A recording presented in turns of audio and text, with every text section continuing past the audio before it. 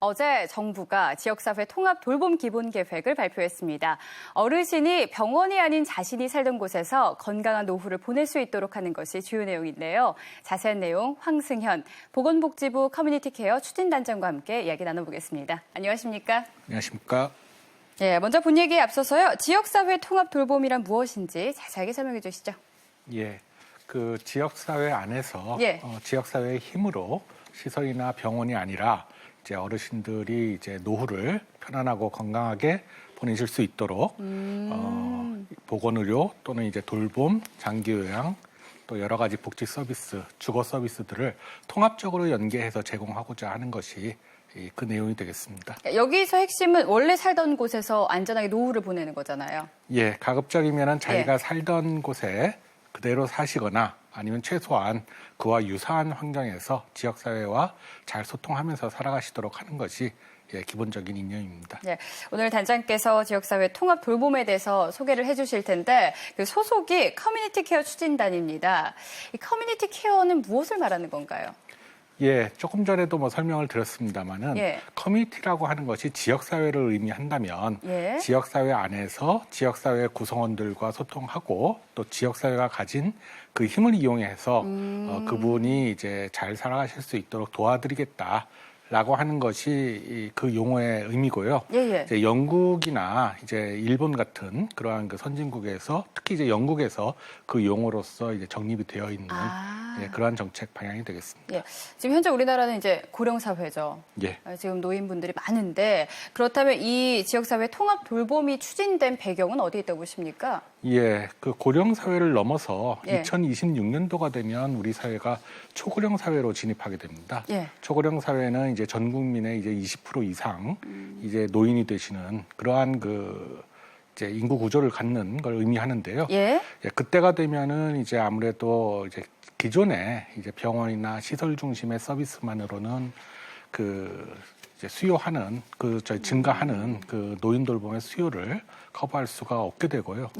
또 이제 노인 스스로가 가진 그 욕구, 이제 자기가 최대한 이제 살던 곳에서 이제 노후를 보내고 싶다라고 하는 인간이 가진 기본적인 그 욕구를 이제 국가가 이제 계속 외면할 수는 없기 때문에 그러한 배경을 갖고 저희가 이 정책을 추진하게 되었습니다. 이게 그러니까 이제 성공적인 모델이 나오면 이걸로 계속 가는 거잖아요.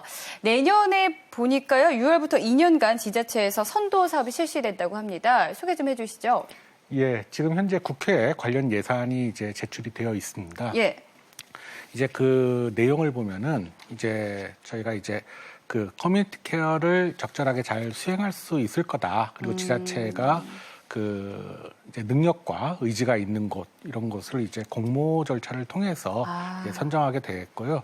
이제 아까 설명드린 주거라든지 보건의료 또 돌봄 또 여러 가지 이제 복지 서비스들 이런 것들을 얼마나 잘 체계적으로 연계해서 제공할 수 있는지 또 그와 관련해서 이제 보건복지부가 이제 여러 가지 이제 프로그램들을 새롭게 이제 구성해서 그 지자체에서 이제 실시할 예정인데 그러한 것들을 얼마나 잘 체계적으로 잘 전달할 수 있는지를 보고 그 성공적인 모형을 지자체 스스로가 찾아 나갈 수 있도록 그렇게 해나갈 계획입니다. 그래서 이제 지자체에서 적합한 모형이 이제 여러 가지 형태로 이제 구현이 된다면은 그런 것들을 이제 향후에 이제 전국적으로 확산해 나가는데 이제 새로운 어떤 기틀로 삼고자 그렇게 생각하고 있습니다. 그럼 지금 선도사업 몇 개 지자체에서 지금 이게 예산이 편성되어 있죠? 지금 현재 국회에 제출된 정부안에는 지금 12개 지자체에서 선도사업을 진행하는 것으로 돼 있고요.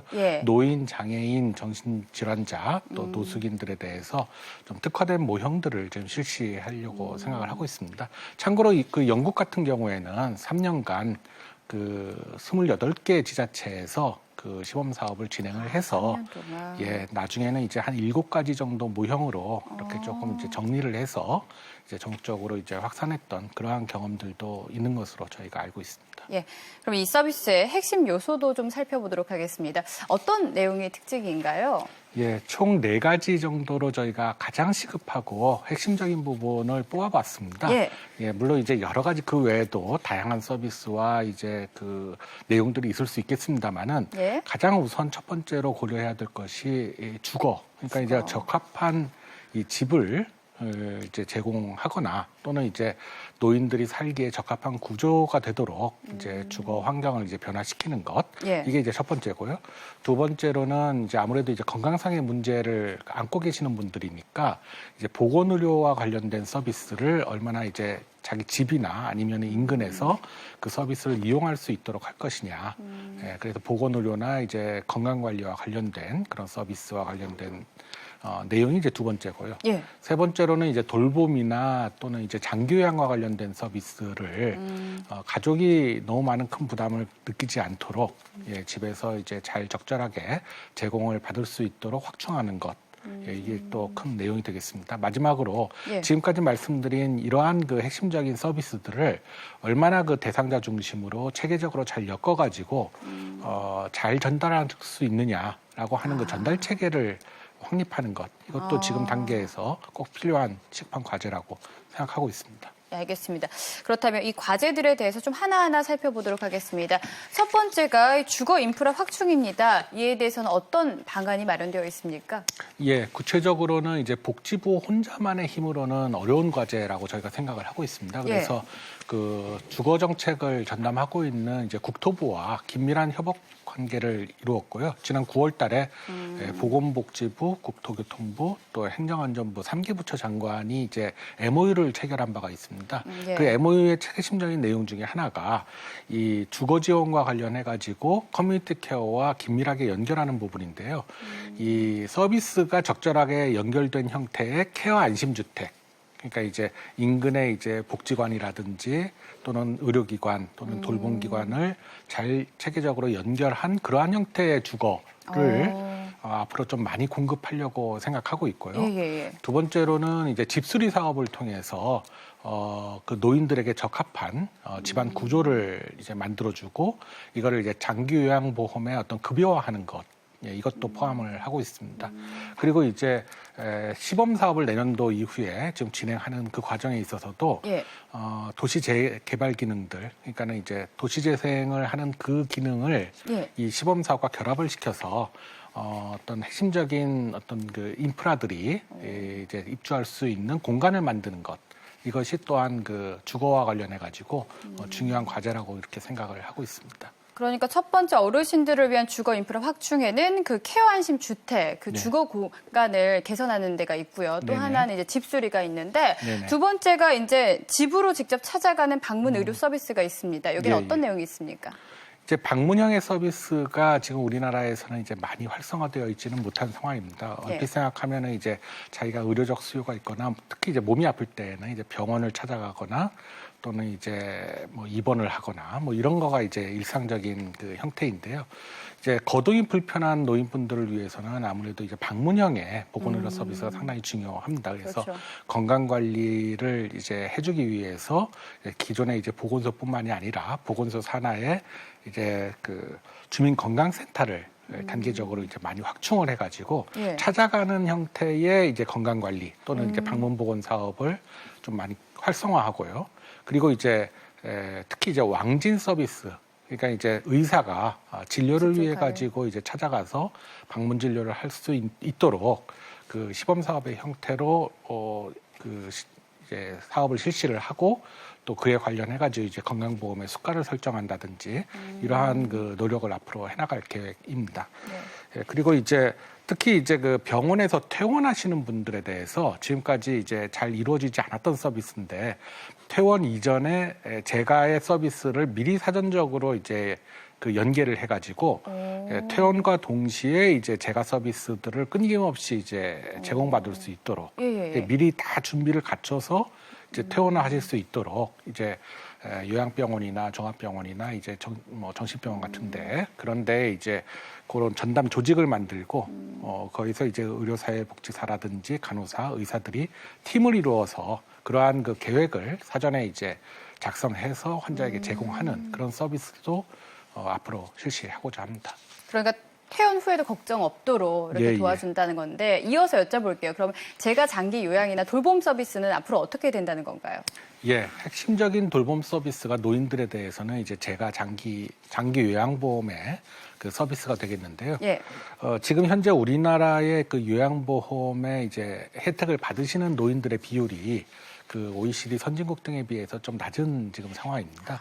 그래서 이제 단계적으로 2022년까지는 이제 9.6% 정도, 그다음에 2025년까지는 이제 선진국 수준인 11%까지 그 대상자를 이제 확대해 나갈 계획이고요. 특히 이제 다양한 재가 급여를 이제 신설을 해서 뭐 예를 들면은 이제 이동하는 그 교통 서비스라든지 또는 이제 집수리 사업 이런 것들을 이제 급여화하고 또 이 보장구라든지 이제 필요한 의료기기들도 급여 항목으로 많이 확대를 해서 병원이 아니라 재가에서도 이러한 그 재가 서비스들을 장기 요양을 통해서 받으실 수 있도록 크게 확충하는 것이 이 핵심적인 내용입니다. 이를 위해서 이제 종합 재가 센터와 같은 이 포괄적으로 서비스를 연계 제공할 수 있는 그 돌봄 서비스 기관들도 지역에 이제 단계적으로 지금 확충할 계획이고요. 특히 이제 의료급여 환자들에 대해서는 조금 더 이제 각별한 그 서비스, 예를 들면 가사감정 서비스를 우선적으로 지원한다든지 하는 것도 같이 고려해서 진행할 계획입니다. 또 병원 갈 때 이동 서비스도 제공이 된다면서요? 예. 그게 이제 좀 전에 말씀드린 대로 지금 뭐 병원에 이제 뭐 예를 들면 뭐 안심 택시, 뭐 명칭은 뭐 앞으로 좀 고민을 해보겠습니다만, 가칭이군요. 모심 택시로 되어 있어가지고. 그런 이제 이제 이동 서비스 이것도 이제 장기요양 급여로서 확대하는 것을 지금 검토를 하고 있습니다. 예, 알겠습니다. 보니까 지역사회에서 민간과 공공이 협력해서 각종 서비스를 연계하고 제공하는 모델도 마련된다고 하는데요. 이 부분은 어떤 내용인가요? 예, 그 지금도 뭐 이런저런 서비스들이 지역사회에 있습니다만은 물론 그 양이 충분치 않아서 아까 말씀드린 이런 그 여러 가지 확충들도 필요한 것도 사실입니다만은 있는 서비스도 제대로 잘 이용하지 못하고 있는 것이 지금의 현실이거든요. 그러니까 집에서 이제 어르신이 이제 불편하시다든지 할 때 가족들이 제일 먼저 이제 겪는 문제가 어떤 서비스를 과연 받을 수 있으며 또 그 서비스를 제공하는 기관은 어디인지 뭐 어디에 어떤 방식으로 신청해야 되는지 이런 부분부터가 상당히 막막하거든요. 그렇죠. 그래서 사람 중심으로 서비스를 제공한다는 거는 이렇게 확충되는 서비스들을 얼마나 잘 체계적으로 잘 연계를 하고 꼭 필요한 서비스가 적절한 대상자에게 어떻게 제공될 수 있는지를 잘 전달 체계를 만들어서 안내하는 것도 굉장히 중요한 앞으로의 그 역할입니다. 이를 위해서는 이 지금 현재 이제 분산되어 있는 전산 시스템 같은 것도 좀 많이 통합을 해야 되고요. 관련된 인력 간의 협업 구조들도 굉장히 잘 만들어야 되는 부분입니다. 특히 이제 조금 어려운 말입니다만 이제 사례 관리 이런 것들도 잘 진행을 해서 대상자에게 적합한 서비스가 전문적인 견지에서 잘 이렇게 연계해서 제공될 수 있게끔 그렇게 만들어줘야 되는데 이를 위해서는 지금 읍면동과 시군구 또 이제 관련되는 이제 공급기관들 또 이제 관련된 단체들, 이 모든 지역사회 자원들이 잘 연결될 수 있는 체계를 만들어야 됩니다. 그래서 가장 가까운 곳에 이제 소생활권에 가장 가까운 범위인 일단 읍면동 단위에서의 그 통합적인 어떤 게이트웨이 역할 또 그리고 그걸 잘 안내할 수 있는 안내 창구 기능 여기서부터 일단 출발을 하고요. 시군구 단위에서 서비스를 잘 연계하는 그러한 틀을 만들어서 지금 앞으로 이 사업을 진행하려고 생각하고 있습니다. 예. 그렇다면 이 부분이 이제 시범 사업이 잘 성공적으로 정착이 돼서 전국으로 보편화가 된다면 어떤 기대 효과가 있을까요? 예, 가장 큰 것은 그 당사자의 노인분들의 그 삶의 질의 변화입니다. 예, 그것은 이제 인권의 이제 증진과도 연결이 되고요. 거기에서 이제 가장 큰 기대를 저희가 하고 있는 부분이고 그 외에도 이제 지방자치단체 또는 주민들이 서로 이렇게 그 공동체를 만들어서 그 안에서 어떻게 보면은 지역 공동체가 서로를 이제 돕는 그러한 그 어떤 그 사회 분위기를 조성하는 것도 굉장히 중요하고요.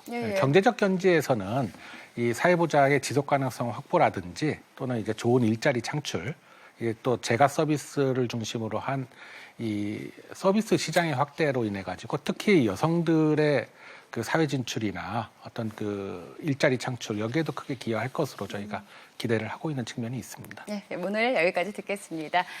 단 한 사람도 소외되지 않고 따뜻한 돌봄을 받는 것, 모두가 잘 사는 포용국가의 기본이라고 할 수 있겠죠. 이번에 발표된 지역사회 통합 돌봄 기본 계획이 포용적 복지국가로 나아가는 중요한 밑거름이 되길 바랍니다. 지금까지 황승현 보건복지부 커뮤니티케어 추진단장과 함께했습니다. 오늘 말씀 고맙습니다. 예, 감사합니다.